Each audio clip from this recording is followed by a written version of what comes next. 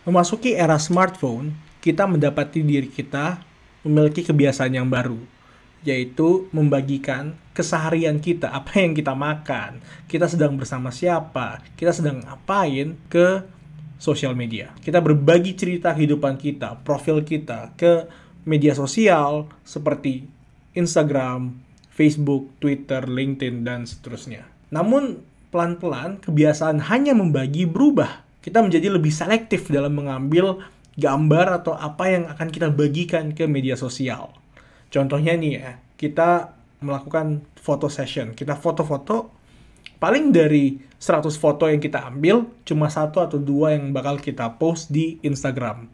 Karena kita tahu betul 1 atau 2 foto tersebut merupakan foto yang terbaik dari 100 foto yang telah kita ambil. Dan kebiasaan baru ini disebut sebagai personal branding.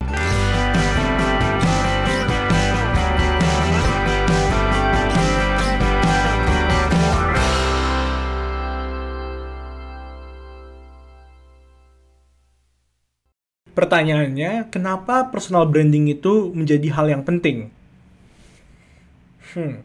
Untuk menjawab pertanyaan tersebut, kita harus melihat ke masa depan dan transisi yang akan terjadi mendekati tahun 2030. Pertama-tama, bonus demografi. Indonesia akan mengalami bonus demografi, kondisi di mana populasi yang berusia 15 hingga 64 tahun merupakan populasi yang mayoritas. Jadi banyak banget nih orang-orang yang berada di usia produktif. Kedua, teknologi berkembang. Kita akan semakin melihat yang namanya automation. Kita akan semakin melihat yang namanya machine learning yang akan memudahkan dan atau mempercepat proses produksi, pemberian jasa, pemberian produk, dan seterusnya. Jadi, dari kedua hal ini kita bisa melihat, tidak hanya kita akan bersaing antara saya dan Anda di dunia pekerjaan dan di lapangan usaha, tapi juga kita akan bersaing dengan teknologi.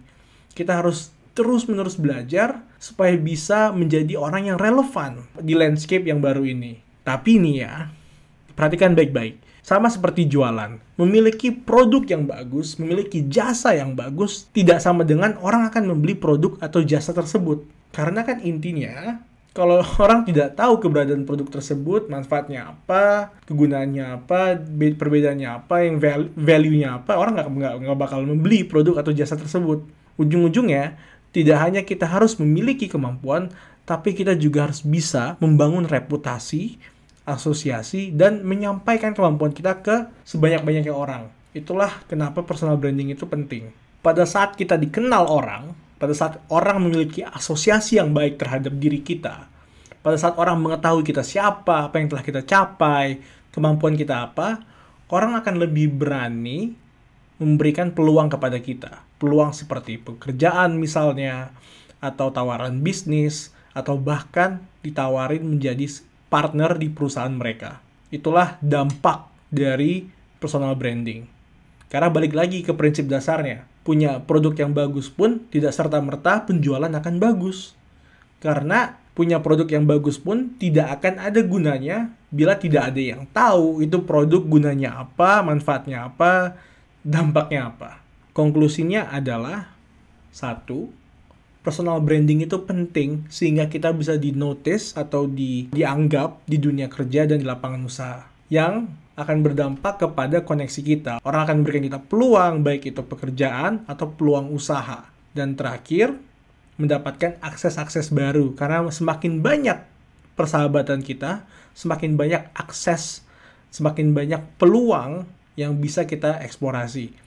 Kan kunci keberhasilan adalah orang dalam. Nah, saya ingin bertanya nih, apa yang Anda lakukan untuk membangun personal branding Anda? Tulis di kolom komentar ya. Bye-bye.